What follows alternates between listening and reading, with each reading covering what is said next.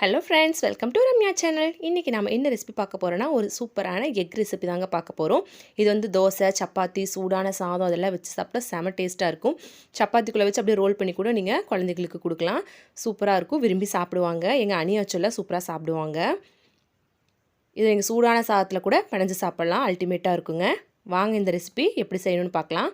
First ஒரு pan எடுத்துக்கலாம். அதில் ஒரு 3 ஸ்பூன் அளவுக்கு தேங்காய் எண்ணெய் விட்டுக்கிறேன். நீங்கள் ஆயில் கூட ஆட் பண்ணிக்கலாம். ஆயில், கல்லெண்ணெய் எது வேணாலும் நீங்கள் ஆட் பண்ணிக்கலாம். அது கூடயே 1 டீஸ்பூன் கடுகு நல்லா பொரிஞ்சதும் 1 டீஸ்பூன் சோம்பு நல்லா பொரிஞ்சதும் 1 பிடி கறிவேப்பிலை, 2 பெரிய வெங்காயம் குட்டி குட்டியாக கட் பண்ணியிருக்கேன், அதையும் ஆட் பண்ணிக்கிறேன். நல்லா ஃப்ரை பண்ணி எடுத்துக்கலாம். நல்லா ஃப்ரை ஆகட்டும், கோல்டன் ப்ரௌன் கலர் ஆகணும், நல்லா ஃப்ரை ஆகணும். அப்போ தான் வந்து இந்த கிரேவி டேஸ்ட்டாக இருக்கும் நமக்கு. இது ஃப்ரை ஆகிறதுக்கு 5 to 8 மினிட்ஸ் வரைக்கும் நமக்கு ஆகும். இப்போ இந்த மீடியம் சைஸ் தக்காளியை வந்து நல்லா அரைச்சி எடுத்துக்கலாம். மிக்ஸி ஜாரில் போட்டு அரைச்சி எடுத்துகிட்டு வரலாம். அதுக்குள்ளே வெங்காயம் ஃப்ரை ஆகட்டும். பாருங்கள், வெங்காயம் நல்லா ஃப்ரை ஆகிடுச்சு, கலர் சேஞ்ச் ஆகிடுச்சு. இப்போ ஒரு பெரிய ஸ்பூனில் 1 ஸ்பூன் அளவுக்கு இஞ்சி பூண்டு பேஸ்ட்டு ஆட் பண்ணிக்கலாம். நல்லா மிக்ஸ் பண்ணி விட்டுக்கலாம். பச்சை வாசம் போகட்டும், இஞ்சி பூண்டோட பச்சை வாசம் போகணும். அது வரைக்கும் நல்லா ஃப்ரை பண்ணி எடுத்துக்கலாம். ஃப்ளேமை மீடியம் ஃப்ளேமாகவே வச்சுக்கோங்க. ஹை ஃப்ளேமில் வச்சிங்கன்னா வெங்காயம் கருகிடும். மீடியம் ஃப்ளேமில் வச்சுக்கிட்டே நல்லா வதக்கி விடுங்க. ஹை ஃப்ளேமில் வைக்கிறப்ப இஞ்சி பூண்டு வந்து அடி பிடிக்க ஆரம்பிச்சிடும். அதனால் மீடியம் ஃப்ளேம்லேயே நீங்கள் வச்சு சமைக்கலாம். இப்போ அரைச்சி வச்ச தக்காளியை வந்து நம்ம இதில் ஆட் பண்ணிக்கலாம். நல்லா ஃபைனாக அரைச்சிக்கோங்க. திப்பியாக இல்லாமல் நல்லா ஃபைனாக பேஸ்ட்டாக அரைச்சி ஆட் பண்ணிக்கோங்க. எந்த கிரேவி பண்ணாலும் தக்காளியை அரைச்சி ஊற்றுனீங்கன்னா டேஸ்ட்டு அல்டிமேட்டாக இருக்குங்க. நல்லா ஃப்ரை பண்ணிக்கலாம். வெங்காயமும் தக்காளியும் நல்லா வதங்கி எண்ணெய் தனியாக பிரிஞ்சு வரணும். அது வரைக்கும் நல்லா ஃப்ரை பண்ணி எடுத்துக்கலாம். நான் அந்த மிக்ஸி ஜாரே கொஞ்சம் தண்ணி ஊற்றி கழுவி அதையும் இதில் ஆட் பண்ணிக்கிறேன். இப்போ இதில் ஒரு 1/2 ஸ்பூன் அளவுக்கு மஞ்சள் தூள் ஆட் பண்ணிக்கலாம். நம்ம சேனலை ஃபஸ்ட் டைம் பார்க்குறவங்களா இருந்தால் மறக்காமல் சப்ஸ்கிரைப் பண்ணிக்கோங்க. 1 ஸ்பூன் கரம் மசாலா, 1 ஸ்பூன் மிளகாத்தூள். நான் காஷ்மீரி மிளகாத்தூள் தான் ஆட் பண்ணுறேன். காரம் கம்மியாக இருக்கும், கலர் கிடைக்கும். அதனால் நீங்கள் நார்மல் மிளகான்னா 1/2 ஸ்பூன் ஆட் பண்ணிக்கோங்க. கறி மசாலா தூள் 1 ஸ்பூன், மட்டன் மசாலா 1 ஸ்பூன். எல்லாமே நான் ஒரு ஸ்பூன், சின்ன ஸ்பூனில் ஒரு ஸ்பூன் ஆட் பண்ணியிருக்கேன். இன்றைக்கி வந்து நம்ம 4 முட்டை தான் எடுத்துக்க போகிறோம். அதுக்கு தகுந்த மாதிரி காரத்தை அட்ஜஸ்ட் பண்ணி நான் ஆட் பண்ணியிருக்கேன். இன்னும் நீங்கள் நல்லா காரம் வேணும்னு நினச்சிங்கன்னா மிளகாத்தூள் இன்னும் 1 ஸ்பூன் கூட நீங்கள் எக்ஸ்ட்ரா போட்டுக்கலாம். இதுவே நல்ல காரமாக தான் இருக்கும் 4 முட்டை எடுத்தீங்கன்னா. இப்போ இந்த மசாலாவோட பச்சை வாசனை போகிற வரைக்கும் நம்ம நல்லா கலந்து விட்டு ஃப்ரை பண்ணி எடுத்துக்கலாம். பாருங்கள், எண்ணெய் தனியாக பிரிஞ்சு வந்துருச்சு. இப்போ நான் ஒரு 50 ml அளவுக்கு வாட்டர் ஆட் பண்ணிக்கிறேன். அந்த மசாலாவோட பச்சை வாசம்லாம் போகணும் இல்லையா, அது வேகிறதுக்கான தண்ணி தான் இது. தண்ணியை வந்து ஆட் பண்ணி நல்லா ஃப்ரை பண்ணிக்கோங்க. அந்த தண்ணி நல்லா சுண்டி மறுபடியும் எண்ணெய் பிரிஞ்சு வரணும். நம்ம சேனலில் ரெகுலராக லஞ்ச் மெனு வந்து நைட் 8 மணிக்கு அப்டேட் பண்ணிகிட்ருக்கேன். அதையும் பாருங்கள். இன்ஸ்டாலையும் ஃபேஸ்புக்லேயும் ரம்யா சேனல் பேஜை ஃபாலோ பண்ணிக்கோங்க. இப்போ நான் இது கூட 1 ஸ்பூன் அளவுக்கு உப்பு ஆட் பண்ணிக்கிறேன்.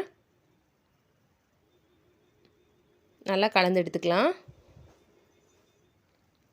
அடிக்குறுக்க கலந்து விட்டே இருங்க, இல்லைனா அடி பிடிச்சிக்கும். ஏன்னா தண்ணி வந்து நம்ம அளவாக தான் ஆட் பண்ணியிருக்கோம். அப்பப்போ கிளறி விட்டுக்கிட்டே இருக்கணும். ஒரு 5 மினிட்ஸ் கழித்து பார்த்தாலே நமக்கு எண்ணெய் நல்லா திரிஞ்சு வந்துடும். இப்போ இது கூட ஆட் பண்ணுறதுக்கு முட்டை எடுத்துக்கலாம். இன்றைக்கி வந்து நான் 4 முட்டை எடுத்திருக்கேன். ஒவ்வொரு முட்டையாக வந்து உடச்சி ஊற்றிக்கலாம். ஃப்ளேமை லோவில் வச்சுட்டு அதுக்கப்புறம் உடச்சி ஊற்றுங்க. இதுக்கப்புறம் நீங்கள் வந்து அடுப்பை கூட்டி வைக்க வேணாம், ஃப்ளேமை வந்து ஹையில் வைக்க வேணாம், லோலேயே வச்சு வேக வைக்கலாம். ஏன்னா அடி பிடிச்சிக்கும். ஒவ்வொரு முட்டையாக பார்த்து பக்குவமாக உடச்சி ஊற்றுங்க. கலந்து போயிடாமல் அழகாக விழுகிற மாதிரி உடச்சி ஊற்றுங்க.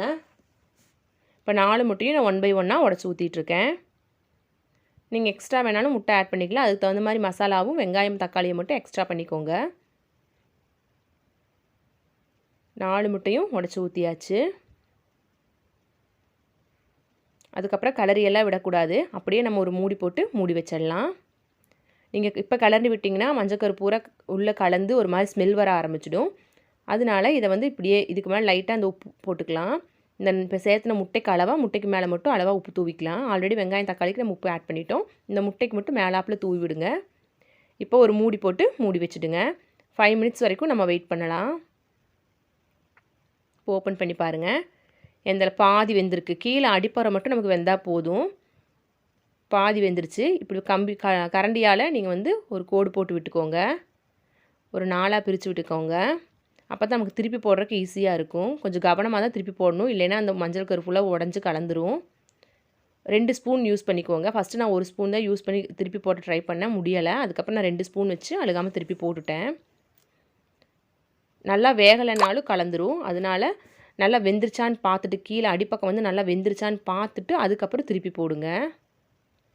பாரு, இது நல்லா வேகலை. நான் எடுக்க ட்ரை பண்ணேன், அது நல்லா வேகலை. அதனால் அப்படியே விட்டுட்டேன். கொஞ்சம் கொஞ்சம் கேப் பண்ணி விட்டிங்கன்னா அந்த மசாலாலாம் அடிப்புறத்துலேயும் போய் கீழே இருக்க பகுதியிலும் நல்லா பட்டுரும், நல்லா ஸ்ப்ரெட் ஆகிடும். இப்போ நல்லா வெந்துருச்சு. இப்போ நான் 2 ஸ்பூன் யூஸ் பண்ணி தான் அழுகாமல் திருப்பி போட்டு எடுத்தேன். ஏன்னா வெங்காயம் அதெல்லாம் நிறையா இருக்கனால அதில் ஒட்டாமல் இருக்கும், முட்டையில் ஒட்டாமல் இருக்கும். அதனால் நமக்கு பிஞ்சு போயிடும் முட்டை. 2 கரண்டி யூஸ் பண்ணி அழுகாமல் அப்படி திருப்பி போடுங்க. மெதுவாக உடையாமல் அப்படியே திருப்பி போடுங்க. மஞ்சள் கரு உடையாமல் திருப்பி போடுங்க. மஞ்சள் கரு உடஞ்சி ஸ்ப்ரெட் ஆயிடுச்சுன்னா கொதன்னு ஆயிரும், டேஸ்ட் மாறிடும். இது நல்லா வெந்துருச்சு, அதனால் நம்ம டக்குன்னு திருப்பி போட்டோம். அடிப்புறம் நல்லா வெந்துருச்சுன்னா நம்ம 1 ஸ்பூனை வச்சு டக்குன்னு திருப்பி போட்டுடலாம். இன்னும் ஒரு 5 மினிட்ஸ் வரைக்கும் வேகட்டும். அதுக்கப்புறம் குட்டி குட்டி பீசஸாக கட் பண்ணி எடுத்துக்கலாம். நான் பாருங்கள், வெந்ததுக்கப்புறம் அதை குட்டி குட்டி பீசஸாக கட் பண்ணி விட்டுட்டேன். கரண்டியாலேயே கட் பண்ணி எடுத்துட்டேன். அவ்வளோதாங்க இந்த எக் ரெசிபி. ரொம்ப ஈஸி. சூடான சாதத்தில் கலந்து சாப்பிட்டிங்கன்னா செம டேஸ்ட்டாக இருக்கும். இந்த ரெசிபி உங்களுக்கு பிடிச்சிருக்கும்னு நினைக்கிறேன். நீங்களும் கண்டிப்பாக வீட்டில் ட்ரை பண்ணி பாருங்கள். இந்த ரெசிபி உங்களுக்கு பிடிச்சிருந்தா லைக் பண்ணுங்கள், ஷேர் பண்ணுங்கள், கமெண்ட் பண்ணுங்கள். மறக்காமல் நம்ம ரம்யா சேனலை சப்ஸ்கிரைப் பண்ணிடுங்க. தேங்க்யூ.